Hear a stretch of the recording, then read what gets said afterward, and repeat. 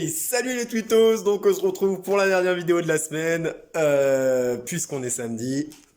Donc voilà, aujourd'hui, vous l'avez vu dans le titre, sûrement que je vais mettre ça en titre, parce que je ne sais pas encore. Eh bien, tout simplement, c'est un petit moment lecture. Lecture de quoi? Du seul bouquin que j'ai dans mon appartement, malheureusement. Malheureusement, je ne sais pas pourquoi j'ai dit ça. C'est Harry Potter, tout simplement, et la Coupe du Feu. Donc c'est Harry Potter 4.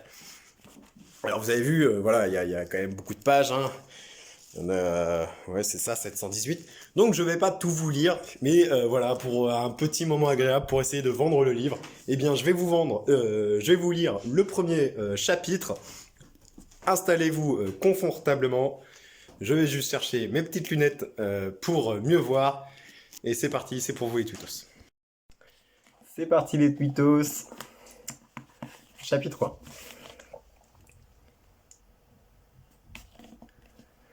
Les habitants de Little Angleton l'appelaient toujours la maison des jeux du sort, même s'il y avait de nombreuses années que la famille Gédusor n'y vivait plus. Elle se dressait au sommet d'une colline dominant le village, certaines de ses fenêtres condamnées par des planches, le toit dépourvu de tuiles, en plusieurs endroits la façade envahie d'un lierre épais qui poussait en toute liberté. Autrefois, le manoir avait eu une belle apparence. C'était sans nul doute le plus grand et le plus majestueux édifice à des kilomètres à la ronde, mais à présent, la maison des jeux du sort n'était plus qu'une bâtisse humide délabrée déserte. Les villageois s'accordaient à dire que la maison faisait froid dans le dos. Un demi-siècle plus tôt, un événement étrange et terrifiant s'y était produit. Quelque chose que les plus anciens du village se plaisaient encore à évoquer lorsqu'il n'y avait rien de plus récent pour alimenter les potins. L'histoire avait été racontée tant de fois, enjolivée si souvent que plus personne n'aurait su dire où était vraiment la vérité. En tout cas, toutes les versions du récit commençaient de la même manière. 50 ans plus tôt, à l'aube d'une belle matinée d'été, alors que la maison de la famille Gédusor était encore une imposante résidence soigneusement entretenue, une servante était entrée dans le grand salon et y avait trouvé les cadavres des 3 Gédusor. Quelle intrigue de fou dès la première page. La servante s'était précipitée au village et avait alerté à grands cris tous ceux qu'elle rencontrait sur son passage. Ils sont allongés par terre, les grands yeux ouverts, froids comme la glace, encore habillés pour le dîner. On avait appelé la police et tout le village de Little Angleton avait bouillonné d'une curiosité indignée et d'une excitation mal déguisée. Personne cependant n'avait gaspillé sa salive à déplorer la disparition des Gédusor, qui n'avaient jamais suscité une grande sympathie aux alentours. Bah non. Monsieur et Madame Gédusor, un couple âgé, étaient riches, arrogants, mal élevés, et leur fils, déjà adulte, Tom, se montrait encore pire que ses parents. Tom Gédusor, Voldemort, bah oui. Ah putain. Tout ce qui importait aux villageois, c'était de connaître l'identité du meurtrier. Le crime ne faisait aucun doute, car 3 personnes apparemment en bonne santé n'auraient pu mourir subitement de mort naturelle le même soir. Ce serait une grosse coïncidence, en effet.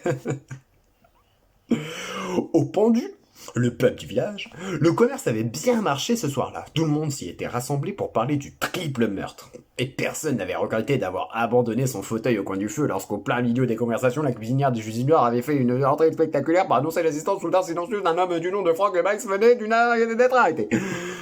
Frank s'écrient plusieurs clients. C'est impossible. Frank Brice était le jardinier des Gédusor. Il vivait seul dans une maisonnette. Une marionnette. Il ne peut pas vivre dans une marionnette.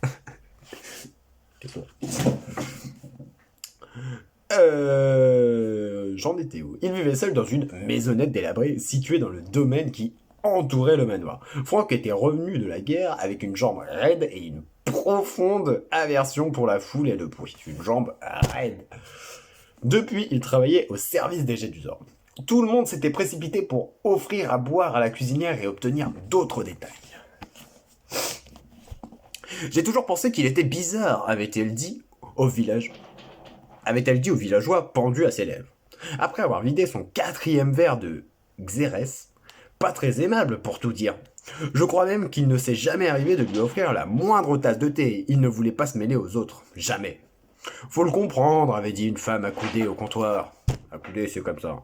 Franck Il a beaucoup souffert pendant la guerre. Maintenant, il aime bien être tranquille. Ce n'est pas pour ça qu'il aurait... Et qui donc possédait la clé de la porte de service? L'avait interrompu la cuisinière. Sacrée cuisinière. Il y a toujours eu une clé de cette porte dans la maison du jardinier. Personne n'a jamais forcé la serrure. La nuit dernière, il n'y a pas eu de carreau cassé. Tout ce que Franck a eu besoin de faire, c'était de se glisser dans la maison pendant qu'on était tous en train de dormir. J'essaye de mettre un peu de suspense dans la lecture. Et qui donc possédait la clé de la porte de service? J'ai déjà lu ça. Les villageois avaient alors échangé de sombres regards. Moi, je lui ai toujours trouvé l'air mauvais avec rogner un homme au comptoir. La guerre lui avait fait un drôle d'effet, si vous voulez mon avis, avait ajouté le patron du pub. Je te l'ai souvent dit que j'aimerais mieux ne jamais la voir contre moi. Pas vrai, Dot? Avait lancé une femme surexcitée, assise dans un coin.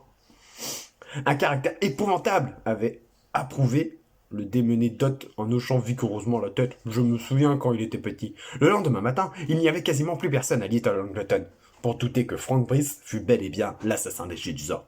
Mais dans la ville voisine de Great Angleton, dans le poste de police, sombre et miteux, où il était interrogé, Frank répétait obstinément, inlassablement, qu'il était innocent et que la personne qu'il avait vue s'approcher de la maison le jour de la mort des Jedusor était un jeune homme.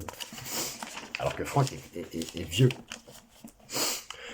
Pâle aux cheveux bruns, étranger au village, personne d'autre n'avait vu ce garçon et la police était persuadée que Frank l'avait tout simplement inventé. Puis, au moment où la situation devenait vraiment grave pour Frank, les conclusions de l'autopsie pratiquée sur les cadavres des Jedusor étaient arrivées et avaient tout bouleversé. La police n'avait jamais lu un rapport aussi étrange. Une équipe de médecins légistes avait examiné les corps et un... Vas-y, je vais jouer à la console.